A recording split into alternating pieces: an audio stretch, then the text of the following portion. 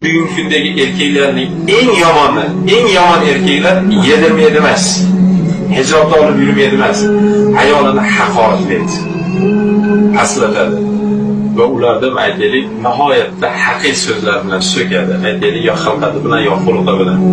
Semizsan, sariqsan, arvoqsan, motamsan va hokazo yoki bo'lmasa o'zi amming manaqa, hammasi uchun javob beradi.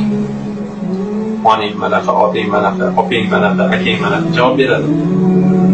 Emas. Rasululloh sallam onalar uchun javob berganlar, yo otalar uchun javob, yo amakilar uchun javob berganlar. ولا تزر وازرة وزر أخرى. Hech kim gunohini ko'tarmaydi.